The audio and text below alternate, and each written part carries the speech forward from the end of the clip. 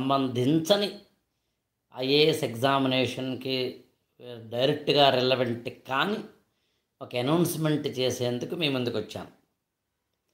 నేను సిరివెన్నెల సీతారామ శాస్త్రి గారి మీద ఆయన పాటల చరిత్రని, ఆయన జీవిత చరిత్రని ఆధారం చేసుకుని ఒక పుస్తకం రాశాను. ఆ పుస్తకానికి నేను పెట్టిన టైటిల్ పాట షికారుకు వచ్చింది. సీతారామ శాస్త్రి గారు నా గురువు అని చాలామందికి తెలుసును, నేను చెప్పాల్సిన అవసరం లేదు. ఈ పుస్తకాన్ని ఐఏఎస్ సివిల్ సర్వీసెస్కి ప్రిపేర్ అవుతున్న స్టూడెంట్స్ చదవమని నేను కోరుతున్నాను. మామూలుగానే పుస్తకాలు చదవమంటాం మనం.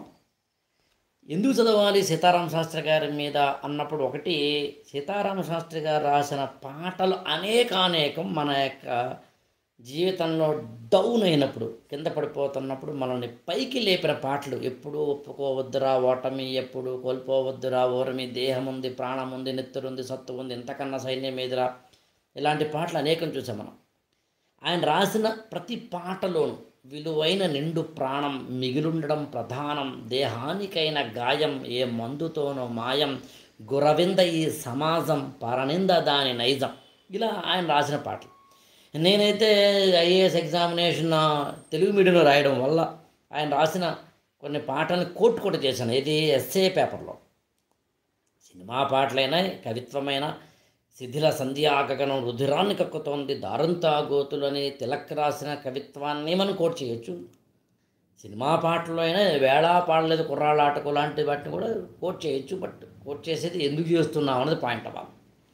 అలా సీతారామ శాస్త్రి గారు రాసిన అనేకమైన పాటలు, ఆయన 1986లో సిరివెన్నెల సినిమాతో స్టార్ట్ చేసిన జర్నీ, ఆయన ఎన్ని బాధలు పడ్డారు, నాకు తెలిసి మొదటి 5 ఏళ్ల పాటు, అట్లీస్ట్ 3 ఏళ్ల పాటు, అంటే 3 ఏళ్ళు వరుసగా నంది అవార్డులు వచ్చిన, 3 ఏళ్ల పాటు ఆయన కనీసం ఒక 200 పాటలు రాసిన, చెన్నైలో ఉండి మళ్ళీ వెనక్కి వచ్చేద్దామా అనుకున్నంతలా. అంటే మన సివిల్ సర్వీసెస్ ఎగ్జామినేషన్కు ప్రిపేర్ అయ్యే స్టూడెంట్ యొక్క కష్టాలు ఎలాగైతే ఉంటాయి. ప్రిలిమినరీ రాస్తాం, మెయిన్స్ పోతుంది, 2 రాస్తే పాస్ అయితే ఇంటర్వ్యూ పోతుంది, 3 రాసి నెక్స్ట్ రాస్తే ప్రిలిమినరీ పోతుంది, అయినా కింద పడి మీద పడి మొత్తం మీద ఎన్నెన్నో కష్టాలు పడి జీవితంలో పైకి రావడం అనేది, అనుకున్న దాన్ని ప్రయాణం చేసేంత వరకు సిద్ధమవ్వడం అనేది, ఆయన జీవితం తాలూకు అనేకమైన విషయాలు, ఆయన ఎంత పోరాడారు, విలువల కోసం ఎలా పోరాడారు, అంటే పాటలను ఎలా పడితే అలా రాసేయకుండా దాంట్లో ఒక ఫైన్ ట్యూనింగ్.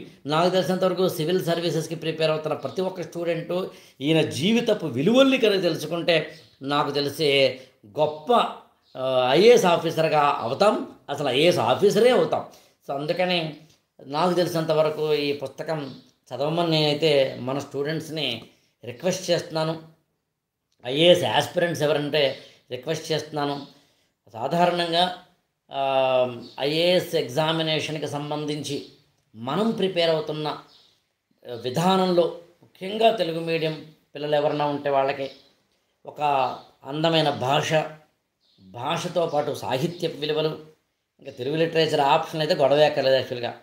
సో అంటే ఎగ్జామినేషన్కి ఉపయోగపడుతుంది కాబట్టి చదవమని అంటలేదు, కానీ ఏదైనా ఎగ్జామినేషన్కి ఉపయోగపడేలాగా, జీవితానికి ఉపయోగపడేలాగా, దాన్ని జీవితానికి ఆకలింపు చేసుకునేలాగా చేయడం చాలా గొప్ప విషయం నేను నమ్ముతాను. కాబట్టి ఈ పుస్తకాన్ని చదవండి. 8897826108 కనుక మీరు ఫోన్ చేస్తే ఈ పుస్తకం తాలూకు వివరాలు, దానికి సంబంధించిన అంశాలు మీకు అందుతాయి. Thank you so much.